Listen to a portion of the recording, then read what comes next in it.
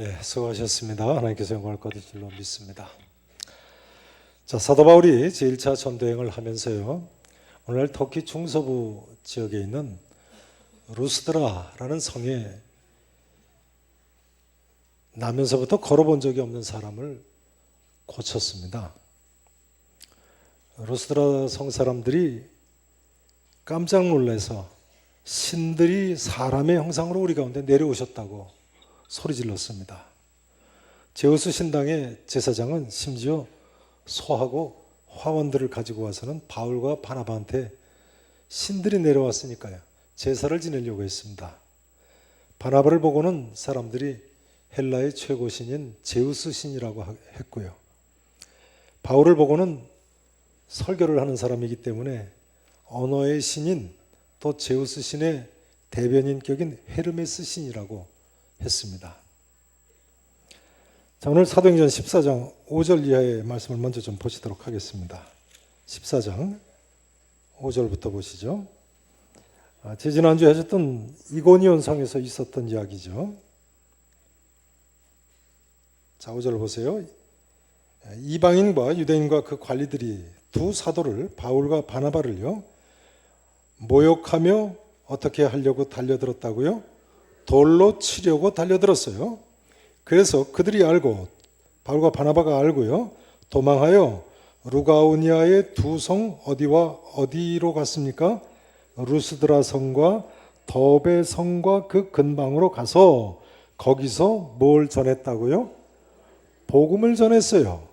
바울이요, 루가오니아의 두 성 루스드라와 더베와 그 근방으로 가서 뭘 전했어요? 복음을 전했어요. 자, 그 다음 15절도 한번 보시죠. 15절 말씀. 바울이요, 자기를 하늘에서 내려온 신이라고 해서 제사를 지내려고 하니까 하는 이야기입니다. 이르되 여러분이요 어찌하여 이러한 일을 하느냐? 우리도 여러분과 같은 성정을 가진 사람이라. 여러분에게 뭘 전하는 것이라고요? 복음을 전하는 것이요.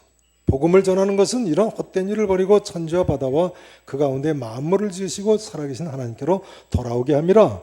아무튼 복음을 전했어요. 그 다음 21절 말씀도 한번 보시죠. 20절 21절이요. 제자들이 둘러섰을 때 바울이 일어나 그 성에 들어갔다가 20절입니다. 이튿날 바나바와 함께 어디로 갔어요? 더베 성으로 가서요. 그 다음 무엇을 그 성에서 또 전했어요? 복음을 그 성에서 전했어요. 그래서 많은 사람을 제자로 삼았다고 나와 있습니다. 바울이 이르는 곳마다 뭘 전했어요? 복음을 전했어요. 복음이 그러면 뭡니까?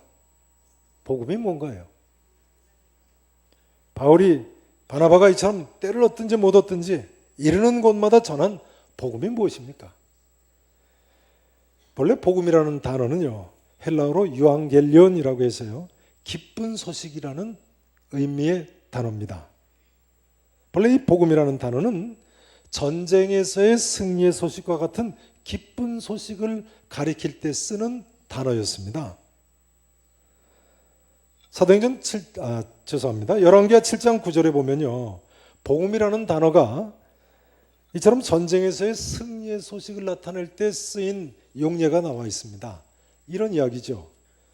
북왕국 이스라엘의 여호람이라는 왕이 있었습니다. 어느 왕 때라고요? 여호람이요. 근데 이 여호람 왕 때 북쪽에 아람 나라가 남침을 했어요. 근데 엘리사 선자의 예언대로 하나님께서 밤에 큰 군대의 소리가 나게 하셔가지고 아람 나라 군사들이 그 큰 군대 소리를 들으니까 이건 북왕국 이스라엘 왕이 용병을 사왔다고 생각을 해서 밤사이에 다 도망을 가버렸습니다. 이때 수도 사마리아에, 북왕국 이스라엘의 수도 사마리아죠, 사마리아의 성문 밖에 나병 환자 4사람이 살고 있었는데요, 이 나병 환자 4사람이 먹을 것이 없으니까요, 사마리아 성 안에 들어가봤자 거기도 먹을 것이 없는데 적진 아람진으로 가보자. 그러면 아람진에 갔다는 거예요. 아람진에 가보니까 아람 군대가 밤사이에 다 도망을 가고 텅 비었네요. 4사람이 먹을 것 마실 것 갖다가 먹고 마시고 귀한 것은 숨기고 하다가 정신이 들어서 한 사람이 하는 말입니다. 오늘은 아름다운 소식이 있는 날이거늘. 무슨 소식이 있다고요? 아름다운 소식이 있다고요. 우리가 침묵하고 있도다. 만일 밝은 아침까지 기다리면 벌이 우리에게 미칠지니 이제 떠나 왕궁으로 가서 알리자. 여기 아름다운 소식이 바로 전쟁에서의 승리의 소식, 복음이라는 단어입니다.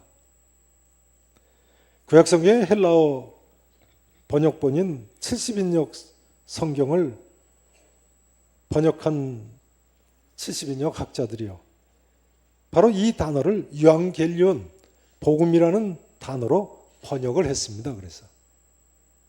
그런데요, 이 전쟁에서의 승리의 소식을 나타내는 기쁜 소식하고 기독교의 구원의 기쁜 소식이 너무나도 같기 때문에요.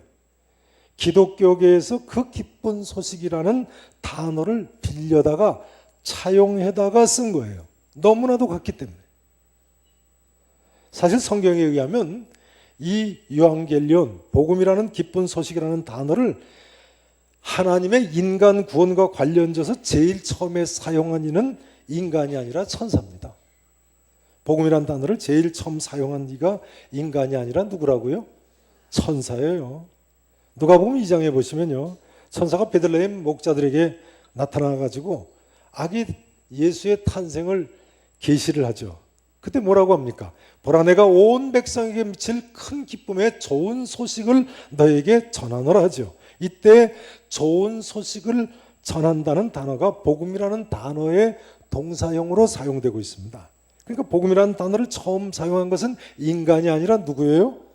천사예요. 그런데 이 복음이라는 단어를요, 마가복음 1장 15절에 보니까 예수님께서도 그대로 사용을 하셨어요.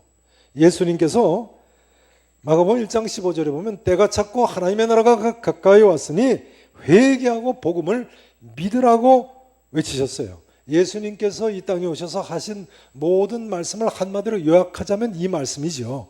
한번 따라서 하시겠습니다. 때가 찼고 하나님의 나라가 가까이 왔으니 회개하고 복음을 믿으라.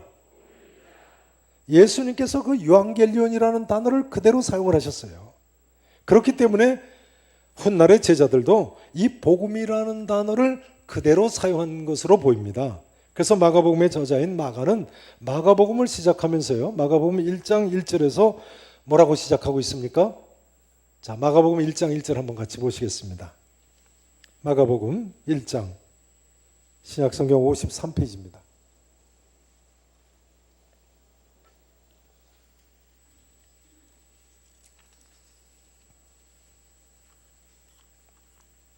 (1장 1절) 말씀, 신약성경 53페이지입니다. 자, 같이 한 목소리로 읽어보시겠습니다. 시작. 하나님의 아들 예수 그리스도의 복음의 시작이라. 아멘. 하나님의 아들 예수 그리스도의 뭐의 시작이라고요? 복음의 시작이라. 그러니까 예수 그리스도의 복음이라는 것은요, 여기 보세요. 이 복음서에 기록된, 좀 더 폭넓게 이야기하자면 이 성경책 전체에 기록된 예수님에 관련된 모든 내용이 복음이군요. 그렇기 때문에요, 복음이란 여러 가지 측면에서 정의가 설명이 가능한 것입니다. 한번 여쭤보겠습니다. 하나님께서 이 세상에 자기 아들을 보내셨다. 복음입니까? 아닙니까? 복음이죠. 하나님께서 메시아, 구세주를 보내셨다. 복음입니까? 아닙니까? 복음이죠. 예수님은 구세주이시다. 복음입니까? 아닙니까? 복음이죠. 예수님이 우리 죄를 사해 주시기 위해서 십자가에서 돌아가셨다. 그래서 우리의 모든 죄가 다 사함받았다. 복음입니까? 아닙니까? 복음이에요. 예수님께서 죽은 자 가운데서 3일 만에 부활하셨다. 복음입니까? 아닙니까? 예수님 때문에 우리도 천국에 갈 수 있게 됐다. 복음입니까? 아닙니까? 복음입니다. 복음이처럼 여러 가지 측면에서 정의를 내리고 설명을 할 수 있는 거예요. 바울이 바로 이런 복음을 가는 곳마다 때를 얻든지 못 얻든지 전한 거예요. 그런데 여러분, 전쟁에서의 승리의 소식과 이 기독교에서 이야기하는 기쁜 소식이 어느 정도 같다고 생각하십니까? 예전에는요, 두 성에서 전쟁을 하게 되면 중간에 어느 지점인가에서 이제 전투가 벌어지죠. 이때 두 성에서 전쟁에 나갈 수 있는 남자들은 다 전투에 참여하지 않겠습니까? 요즘 전쟁할 때 보면 뭐 공습도 하고 또 CNN 방송 같은 데서 중계도 합니다만, 당시로서는 성 안에 있는 사람들은 그저 그 전쟁의 결과를 불안하게 기다리는 수밖에 없었죠. 내 남편이 어떻게 됐을까? 내 아들은 어떻게 됐나? 우리 아버지는 지금 어떻게 되셨나? 내 오빠 남동생은 어떻게 됐나? 무작정 승리 소식을 애타게 기다려야만 했습니다. 이럴 때 이겼다고 하는 그 한마디가 얼마나 기쁜 소식이겠습니까? 실제로 주전 490년에 마라톤 평야에서 그리스 연합군이 페르시아 대제국의 군대를 물리치고 이런 승리의 기쁨을 맛봤죠. 그리스 아테네 성에 피디피데스라고 알려져 있는 병사가요, 몇 킬로미터를 달려서 이겼다 한마디 하고 죽었다고요? 42km요. 마라톤 전쟁 때 그리스 연합군은 192명이 전사했는데요, 페르시아 대제국의 군인은 6,400명이 전사했다는 거예요. 그러니 그리스 연합군이 대승을 거둔 거죠. 192명을 잃고 6,400명을 죽여서 외적을 침입을 물리쳤으니 말이죠. 그래 얼마나 기뻤겠어요.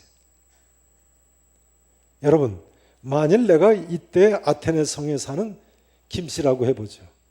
그러면요, 병사 피디피데스의 그 이겼다는 이야기를 순도 100%로 믿었다면 얼마나 기뻤을까요? 얼마나 기뻤을까요? 뭐 기쁜 정도가 아니라 미친 사람같이 되지 않겠습니까? 야, 이겼댄다, 이겼댄다, 이겼댄다. 미친 사람같이 외치면서 먼저 누구한테 달려가겠습니까? 가족들한테요.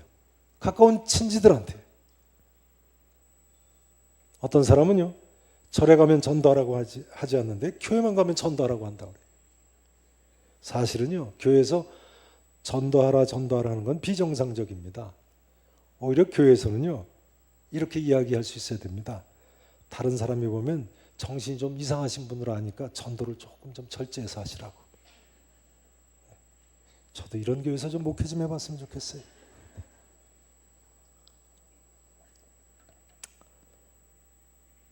전도를 너무 해가지고 말릴 정도.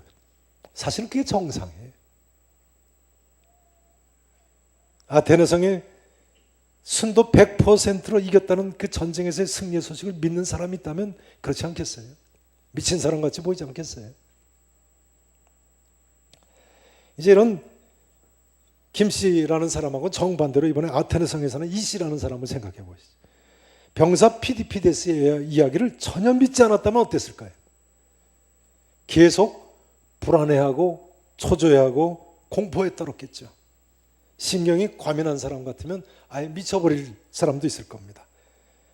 내 남편, 내 아들이 나간 전쟁이 지금쯤 어떻게 됐을까? 우리가 이길 수가 없지. 틀림없이 지금쯤 죽었지. 아마 어떤 사람은요, 너무 신경이 과민해서 아예 이렇게 불안하게 사느니 차라리 적군이 밀려오기 전에 먼저 죽는 게 낫다고 생각하고 자살해버릴지도 모릅니다. 만약에 전쟁에 지면 뭐 다 강탈당하고 애들은 다 죽임당하고 노예로 끌려갈 텐데요.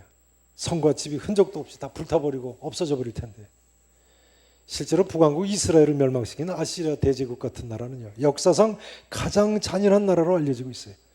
정복한 성의 모든 사람들을 껍데기를 벗겨가지고 아예 성문에 걸어놨다니까요. 아시리아의 고대 그 돌에 그려진 새겨진 그림들을 보면요, 포로로 끌어가는 사람은 아예 살을 쇠사슬로 꿰가지고 끌고 갔습니다. 심지어 인지를 십자가의 통째로 꿰가지고 행진의 맨 앞에 높이 들고 행진을 하고 돌아갔습니다. 선지자들이 그렇게 회개하고 하나님께로 돌아와라 해도 회개하지 않던 북왕국 이스라엘의 열지파 사람들은요, 그래서 이 아시리아의 멸망한 후에는 아예 열지파가 역사상 없어져 버렸습니다. 그래서 신약시대는 남왕국 유다의 두 지파, 유다 지파와 베냐민 지파죠. 이 두 지파하고 12지파에 흩어져 살던 레위 지파만 남았어요. 그래서 예수님은 어느 지파이십니까? 예수님 어느 지파세요? 유다 지파시죠. 사도 바울은 어느 지파입니까? 베냐민 지파지요. 세례요한은 어느 지파입니까? 세례요한 레위 지파 아닙니까? 이 세 지파만 신약시대까지 살아남은 거예요. 아무튼요, 피디피데스 병사의 승리의 기쁜 소식을 믿지 않는 사람들은 뭐라고 생각하겠어요? 에이, 저 이상한 사람 어디서 나타나가지고 이상한 소리를 하네. 우리가 이길 리가 없지. 우리가 어떻게 이겨? 그렇게 생각할 겁니다. 실제로 세계 최초의 대제국 페르시아 제국의 그 막강한 군대하고 싸우던 그리스 도시국가 연합은요, 이처럼 자기 길을 의심했을 거예요. 이겼다니. 당시 페르시아 대제국은 문명 세계의 3분의 1을 점령한 대제국이었다는데, 그 이후로 문명 세계에 그렇게 많은 영토를 점령한 나라가 오늘날까지 없다고 그래요. 그럼 이긴다고 상상인들 했겠어요. 그런데 여러분 어떻게 생각하십니까? 오늘날 복음의 기쁜 소식, 구원의 기쁜 소식을 믿지 않는 사람들도 바로 이런 종류의 사람들입니다. 인간 세상에 죽음의 문제가 해결될 리가 있는가? 그럴 리가 없지. 하나님 있기는 어디 있어? 하나님이 있을 리가 없지. 예수님이 무슨 하나님의 아들이냐? 예수가 무슨 구세주야? 하나님께서 마련해 놓으신 복음의 구원의 기쁜 소식을요, 믿기만 하면 되는데 말이죠. 마치 전쟁에서의 승리의 소식을 믿기만 하면 되듯이 말이죠.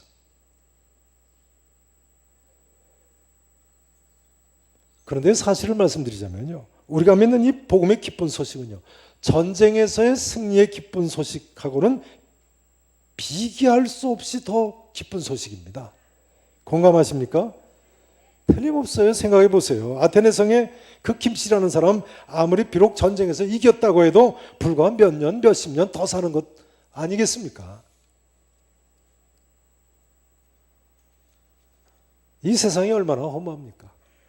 솔직히 말씀드리자면 우리는 아차 하는 순간에 사고라도 나면 한두 시간 못 돼도 한숨에 채로 변할 사람들인데, 우리가 때로는 잊고 살다가도 가까운 사람이 세상 떠나면, 야, 정말 세상이 일장춘몽이라고 하더니 꿈꾸는 것 같구나. 정말 세상이 험하구나. 절감하지 않습니까? 이런 험한 인간 세상에 구원의 기쁜 소식이 얼마나 대단한 기쁜 소식입니까? 복음의 기쁜 소식은요, 이 세상에 어떤 것과도 비교할 수 없는 최고의 가치가 있는 것입니다. 사느냐 죽느냐의 문제 정도가 아니라 영원히 사느냐 영원히 죽느냐의 문제인데요. 이제 우리는 여기서요, 믿음으로만 구원받는다는 것이 무슨 말인지를 알 수가 있습니다. 믿음으로만 구원받는다. 이것은요, 전쟁에서의 승리의 소식을 믿듯이 구원의 기쁜 소식을 믿기만 하면 구원해 주신다는 거예요. 흔히 이런 질문을 하는 것을 봅니다. 하나님이 왜 예수 믿어야지만 구원받게 하셨느냐? 왜 예수 믿는 방법으로, 다른 방법으로 구원을 얻을 수 있게 해주시지? 믿기가 너무 힘들게 느껴지는 경우에 그렇게 말씀하는 것 같습니다.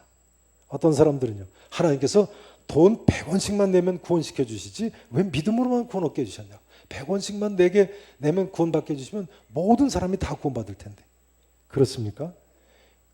그러나 하나님께서는요, 1원도 안 받으시고 공짜로 구원해 주시는 것입니다. 마치 피데스 병사가 이겼다 하는 소리를 믿기만 하면 됐던 것처럼. 여러분, 구원은 하나님께서 거저 주시는 것입니다. 만일 병사 피데스가 당신들 돈 100원씩 내시오. 그럼 내가 전쟁 소식을 알려주겠어. 그럼 말이 안 되죠. 하나님은 그런 분이 아니시죠. 구원은 하나님께서 우리 인생들에게 거저 주시는 것입니다. 하나님 우리 왕이세요. 하나님은 누구시라고요? 우리의 왕이세요. 왕은요, 시혜를 베푸는 존재지 백성들하고 주고받는 관계가 아닙니다. 그래서 구원은 우리가 공로로 받는 것이 아니라 왕이신 하나님의 전적 은혜로 받는 거예요. 믿으실 수 있기를 축원합니다. 우리가 그저 이 복음의 기쁜 소식, 하나님께서 열어놓으신 구원의 문으로 믿음으로 들어가기만 하면 거저 받는 거예요. 그러므로 지난주에 우리 교회는요, 교회적으로 전도폭발 임상훈련을 하면서요, 만나는 사람마다 당신은 오늘이라도 이 세상을 떠나면 천국에 들어갈 확신이 있으십니까? 하고 질문을 했습니다. 그리고는요, 천국은 값없이 주시는 하나님의 선물이라고 전하면서 다녔습니다. 천국은 값없이 주시는 하나님의 뭐라고요? 선물이라고요. 선물. 한번 따라서 하실까요? 천국은 값없이 주시는 하나님의 선물입니다. 믿으십니까? 바라기는 이 자리에 계신 모든 분들과 가족들, 특별히 자녀분들이요, 참으로 이 복음의 기쁜 소식을 순도 100%로 믿으실 수 있기를 축원합니다. 또한 우리 계산의 성도님들께서 이처럼 복음의 기쁜 소식을 믿으실 뿐만 아니라요, 사도 바울이나 바나바처럼 이르는 곳마다 확신과 담대함을 가지고 전하고 또 전하시기를 진심으로 축원합니다. 혹시라도 나는 아직까지 믿지 못하겠다, 그런 분이 계시면요, 그 문제를 가지시고 내일부터 있을 특별 새벽 기도회 기간에 누구보다도 더 진지하게 간절히 기도하시기를 바랍니다. 이제 사도 바울이 루스드라 성에서 전한 복음의 내용을 생각해 보실 차례인데요, 바울이 그러면 이 성경에 있는 복음의 내용 중에 어떤 내용을 전했는가 하는 문제입니다. 자, 이 부분은 다음 주에 하시도록 하겠습니다. 네, 기도하시겠습니다.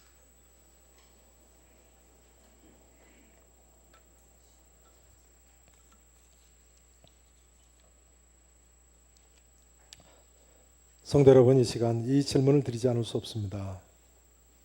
나는 하나님께서 값없이 우리에게 주신, 왕이신 하나님께서 우리에게 거저 주신 이 복음의 기쁜 소식을 믿는가?